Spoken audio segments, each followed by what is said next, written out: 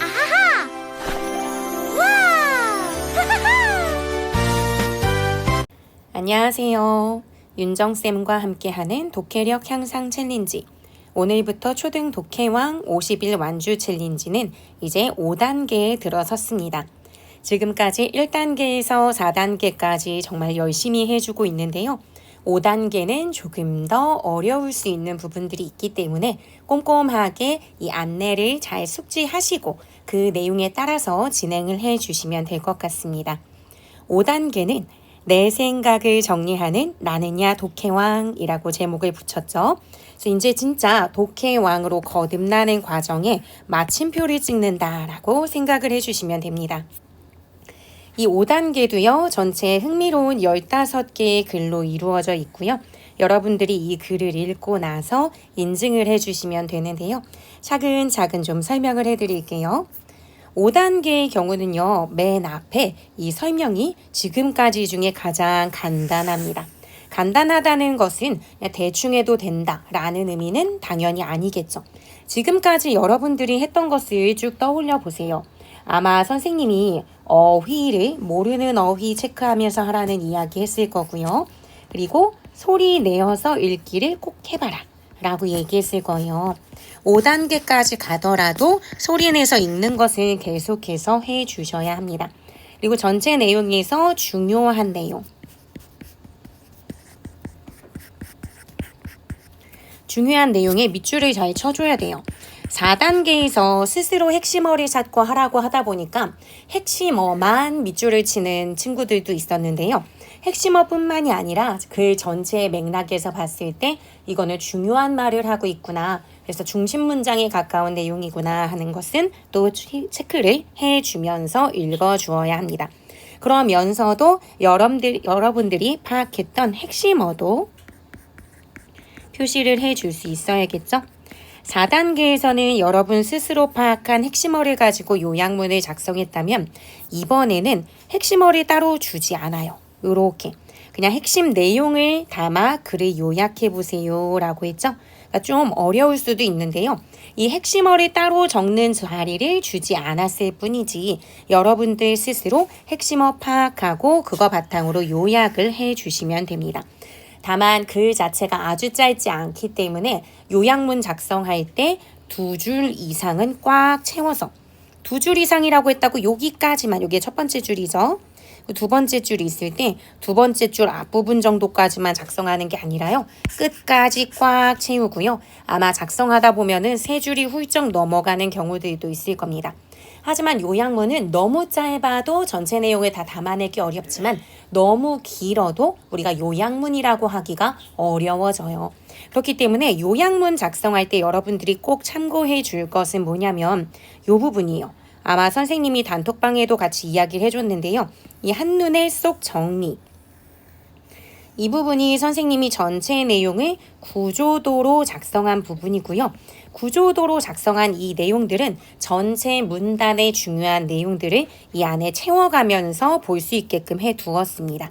그래서 내가 작성한 요약문이 잘 쓰여져 있는지 아닌지 검토할 때는 이 구조도 내용에 비추어 봐서 어떤 특정 부분이 너무 통째로 빠져 있거나 한 것은 없는지 이런 것들을 점검하는 것도 크게 도움이 될 거예요. 그리고 이 구조도를 작성하는 건 아주 어렵진 않죠. 사실 그냥 쓸 때는 이 빈칸 채우는 것이 그다지 어렵진 않습니다. 근데 빈칸을 채우는 것 자체가 목적인 게 아니라 이 글은 어떤 현상에 대해서 제시하고 현상이 벌어지는 이유를 2가지 이야기하고 있구나. 그러면서 이걸 바탕으로 정리하고 마무리 짓고 있네 하는 전체의 형식을 한번 여러분들이 머릿속에 쭉 훑어가면서 정리하라는 차원이기 때문에 너무 빈칸 채우기에만 열중하지 마시고요. 빈칸도 채우면서 글 전체가 어떤 흐름을 갖고 있는지도 반드시 머릿속으로 생각하셔야 요약하기 과정까지 아주 잘 나아갈 수 있습니다. 그래서 여러분들은 본문을 읽을 때 당연히 어휘도 신경 써주시고요. 5단계에서는 관련된 사자성어도 선생님이 하나씩 집어넣었는데 이것이 어떤 내용과 관련이 있는지도 생각하면서 봐줄 거예요.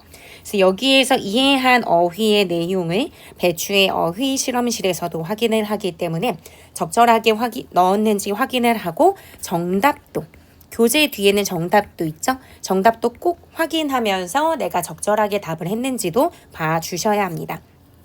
그래서 전체적으로는 4개에서 5개의 문단 정도로 글이 구성이 될 텐데요. 글을 읽으면서는 반드시 중요한 부분에 밑줄이 쳐져 있어야 돼요. 이 표시가 되어 있지 않으면 인증이 안 되고 있는 거 경험하고 계시죠? 그래서 이거 꼭 기억을 해주시고요.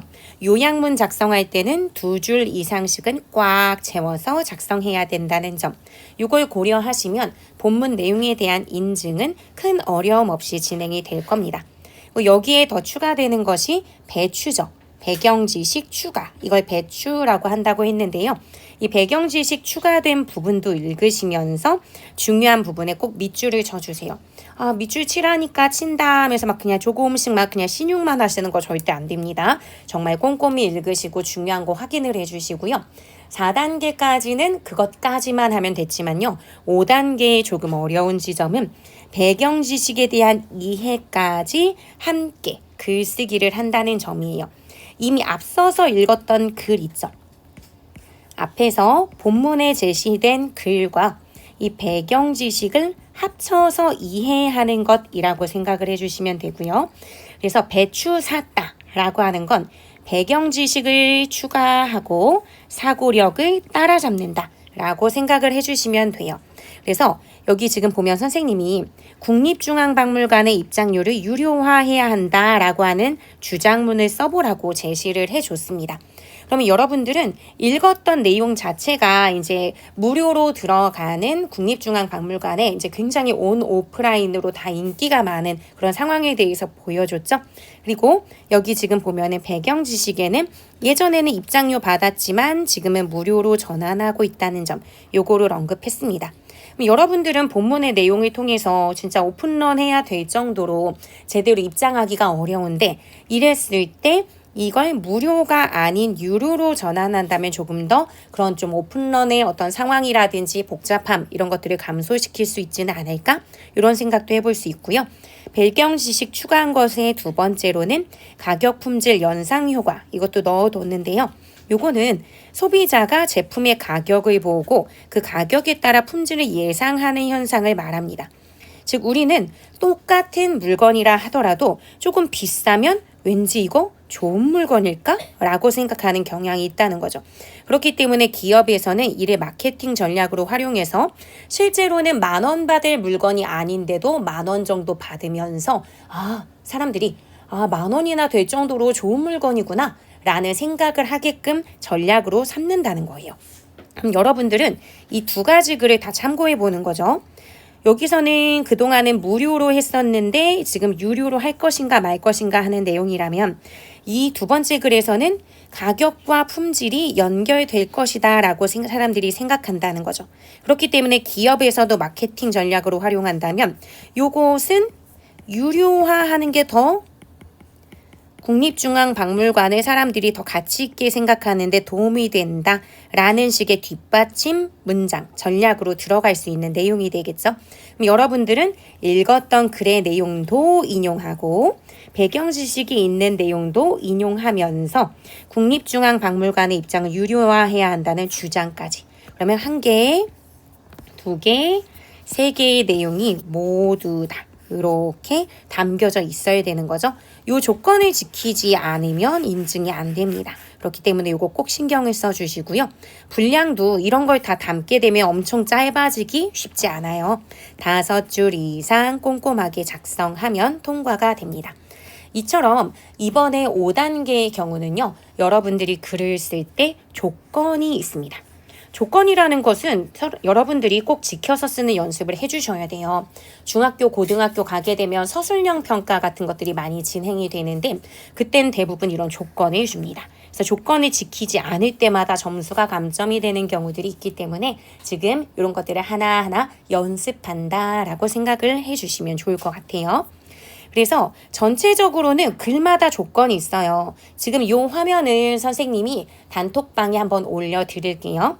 몇 번째 글은 어떻게 써야 되고, 그래서 이렇게 몇 번째 글은 어떤 부분을 반영해서 써야 되고, 여기 뭐 반박. 몇 번째 글들은 정해진 형식에 따라 글 자체, 책 자체에 정해진 형식을 선생님이 준 게 있어요. 그래서 그거에 따라 쓰고 이런 글 같은 경우에는 정해진 형식에 따라 쓰면서도 항목별로 2줄 이상 이런 식으로 조건이 있거든요. 요거는 지금 여러분들이 당연히 외우실 수 없습니다. 그러니까 그때 글을 쓸 때마다 내가 몇 번째 글을 하는지를 생각하고 어떤 조건을 지켜야 되는지 생각하고 글을 작성해 주시면 되고요. 이걸 잘 반영해야 인증이 된다는 점 기억해 주세요.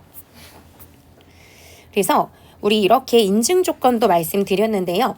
5단계 같은 경우에는 선생님이 글쓰기 첨삭을 해준다라고 말씀드렸죠. 그 글쓰기 첨삭을 받기 위한 나름의 조건들이 있는데 요것까지 설명하고 마무리 짓도록 하겠습니다. 일단 5단계 글쓰기에 첨삭을 받을 수 있는 대상 친구들은요. 4단계까지 빠진 미션이 없어야 되고요. 하긴 했는데 감점돼서 선생님이 분홍색으로 칠해놓은 칸이 있는 친구들이 있을 거예요. 그거 노란색으로는 다 바꿔주셔야 됩니다. 즉 재인증해야 된다는 거죠. 그래서 감점된 미션이 없어야 가능합니다.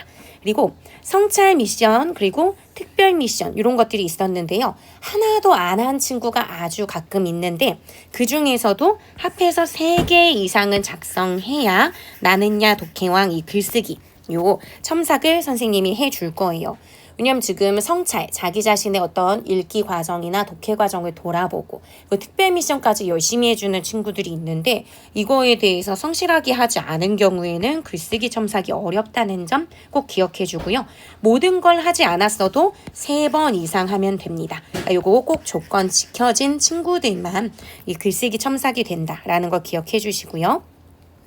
첨삭 횟수는 5단계는 전체가 15개의 글이지만요. 보시면 알겠지만 완전한 글쓰기를 하는 게 다 15개는 아니에요. 중간중간에 빈칸 채우기들도 있거든요. 그래서 그런 것들을 제외하고 나머지 글들 중에 최대 5회까지만 첨삭이 됩니다. 그래서 8월 30일까지 제출 마감이 돼요. 우리 프로젝트, 이 챌린지는 8월 31일 날 종료가 되죠. 그렇기 때문에 이때까지 갖고 가면 너무 길어져서 이 이전에 5번까지 인증이 가능하다라고 보시면 됩니다. 그래서 나는 아무 글이나 첨삭받지 않고 그러면 내가 원하는 글을 첨삭받을래요 하는 그런 글들이 있으실 수 있잖아요. 그래서 그런 것 때문에 본인이 글을 쓰시고 첨삭을 받고 싶다 하는 글이 있다면 그 아래에다가 또는 위에다가 잘 보이는 글자로 첨삭해 주세요 라고 써주셔야 돼요.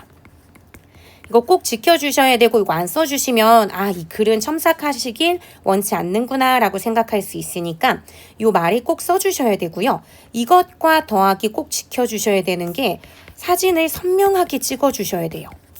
어떤 내용이 잘려버리거나 하면 제가 잘 볼 수가 없잖아요. 선명하게 사진을 찍어서 올려주시고 이 첨삭해주세요 라는 말을 넣어주셔야 이거 첨삭이구나 라고 생각하고 제가 첨삭해 드립니다.